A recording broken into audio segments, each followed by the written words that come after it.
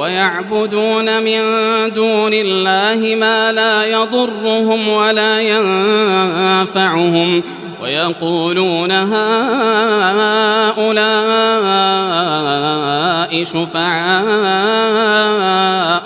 عند الله قل أتنبئون الله بما لا يعلم في السماوات ولا في الأرض سبحانه وتعالى عما يشركون। और ये लोग खुदा के सिवा ऐसी चीजों की परस्तिश करते हैं जो न उनका कुछ बिगाड़ सकती हैं और न कुछ भला ही कर सकती हैं, और कहते हैं कि ये खुदा के पास हमारी सिफारिश करने वाले हैं। कह दो, क्या तुम खुदा को ऐसी चीज बताते हो जिसका वजूद उसे न आसमानों में मालूम होता है और न जमीन में? वो पाक है और उसकी शान उनके शिर्क करने से बहुत बुलंद है। अस्सलामु अलैकुम வரஹ்மத்துல்லாஹி வபரகாத்துஹு। அன்பிற்கினிய சகோதர சகோதரிகளே, மஸ்ஜித் தௌஹீத் அறக்கட்டளை சார்பாக நாம் தினந்தோறும் ஒரு செய்தியை உங்களுக்கு வழங்கி வரோம்ல, அதுல இந்த அல்கம் சுர்வாத்தின் விளக்கத்தை பார்த்து வரும்போது இந்த ஈயாக்க நஅபுது, உன்னையே வணங்குகிறோம் என்ற சொற்றொடரின் அழுத்தத்தை பார்த்து வர்றோம்.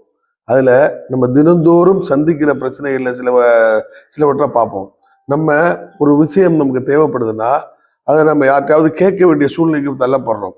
அப்ப கேட்க உதவி தேடவும் செய்யறோம். மனிதர்கள்ட்டையும் உதவி தேடுறோம், அல்லாட்டையும் உதவி தேடுறோம். மனிதர்கள்ட்ட தேடுற உதவி இருக்குல்ல, அதுவும் இறைவன்கிட்ட தேடுற உதவியும் ஒன்றல்ல. இறைவன் எப்படி கொடுக்குறான்னா எப்படி கொடுப்பான்னே தெரியாது. இப்போ ஒரு உதாரணத்துக்கு எனக்கு ஒரு 100 ரூபா தேவைப்படுச்சுன்னா உங்களிடம் நான் 100 ரூபா கேட்குறேன்னா நீங்க உழைத்து நீங்க சேர்த்து வச்சிருந்தது எடுத்து என் கையில் கொடுப்பீங்க. அதுதான் அந்த நீங்க செய்யற செயல். ஆனா இறைவன் எப்படி தருவானா, இறைவன்கிட்ட பிரார்த்தனை பண்ணோம்னா பிரார்த்தனை பண்ண எப்படி தருவான்னே தெரியாது. அப்படிப்பட்ட சூழ்நிலையில உங்களுக்கு 100 ரூபா சேர்ந்துடும். அதுதான் அந்த அந்த செயலுக்கு பேர் தான் பிரார்த்தனை. நம்ம பிரார்த்தனை செய்யறோம்ல, இந்த பிரார்த்தனை யார்கிட்ட செய்யணும் என்று நபிகள் நாயகமும் குர்ஆன்லயும் அல்லாஹ் சொல்றாங்கன்னா நிச்சயமா இறைவன்கிட்ட மட்டும்தான் செய்ய முடியும். நம்ம ஈயாக்க நஅபுது என்ற சொற்றொடரின் உயிரூட்டணும்னா பிரார்த்தனைகளை எவ்வாறு அமைத்துக் கொள்ள வேண்டும் என்றால் இறைவன் மட்டும்தான் அமைத்துக் கொள்ள வேண்டும். நபிகள் நாயகத்துல ஹதீஸ் சொல்லுது, பிரார்த்தனை தான் வணக்கம் என்று நபிகள் நாயகம் கூறுறான்னு சொல்லிருக்காங்க. ஒரு மனிதன் பிரார்த்தனை செய்யறான்ல, மறைவான் எப்படி தருவான்னு தெரியாம ஒரு விஷயத்தை நம்ம கேட்கணும்னா யார்கிட்ட நமக்கு குணமாகலாம், நமக்கு உடம்பு சரியம் இல்லை, உடம்பு கடுமையான வயிறு வலியா இருக்குது, அந்த வயிறு வலியை நீக்கும் போது என்ன செய்யணும்? எல்லா டாக்டர்கிட்டையும் போயிட்டு வந்தாச்சு, நம்ம கை விட்டுறக்கூடாது. நம்ம என்னடா டாக்டர்லாம் போயிட்டு வந்த மருந்தெல்லாம் சாப்பிட்டாச்சு, அதெல்லாம் சாப்பிட தான் செய்யணும்.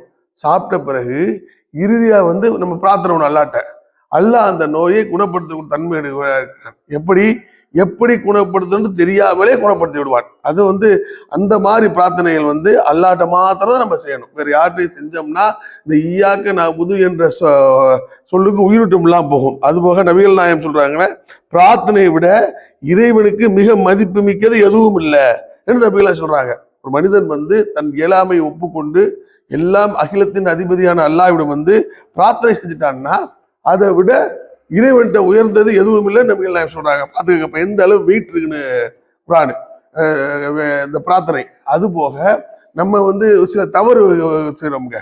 பிரார்த்தனை செய்வதில் இறைவன்கிட்ட இயலாதுன்னு நினைச்சிட்டு செத்து போன மனிதர்கள்ட்டையும் நம்ம உயர்வா நினைக்கிற மனிதர்கள்ட்டையும் எப்படி அவங்களுக்கு காது நம்மகிட்ட இப்போ ஒரு ஆள்கிட்ட நம்ம உதவி கேட்கணும்னா எப்பா தாப்பான்னு கேட்கலாம், எப்பா அதை கொடுப்பா அப்படின்னு கேட்கலாம். அது ஒரு ஒழுங்கு இருக்கு. ஆனா அவர்கள் எங்கேயோ இருக்க, நம்ம எங்கேயோ இருக்க, அவர்களுக்கு பேரால் கேட்கறது பார்த்தீங்களா, அது ஏகத்துவத்துக்கு விழக்கூடிய மாபெரும் அடிங்க. அப்படி கேட்கக்கூடாது.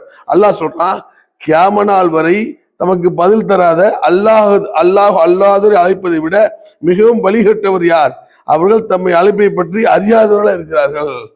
யார்கிட்ட நீ கேட்கறிய பத்தியா, செத்து போனவங்கள்ட்ட கேட்குறீங்க பார்த்தீங்களா, அந்த கேட்கிறவங்க உங்க அழைப்பை கேட்பாங்களா? கேட்க கூட மாட்டாங்க. அவங்கள போய் கூப்பிடுறீங்களாப்பான்னு அல்லாஹ் கேட்கிறான். அது போக குர்ஆன் 7:194 அல்லாஹ்வென்று நீங்க யாரை அழைக்கிறீர்களோ அவர்கள் போன்ற உங்களை போன்ற அடிமைகள் தான். அவள் நீங்க அழைச்சு என்னப்பா பயனு கேட்கிறான் அல்லாஹ்.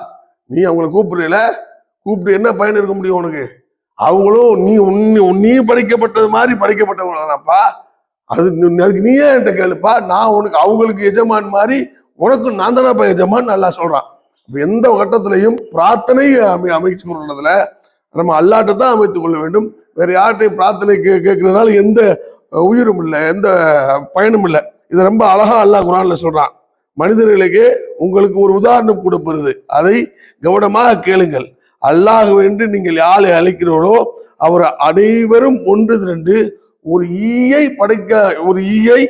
கூட படைக்க முடியாது, ஒரு ஈயை கூட படைக்க முடியாது. எல்லாரும் ஒண்ணு சேர்ந்தாங்கன்னா ஒரு ஈயை படைச்ச முடியுமா அப்படின்னு கேட்கிறான் அல்லாஹ்.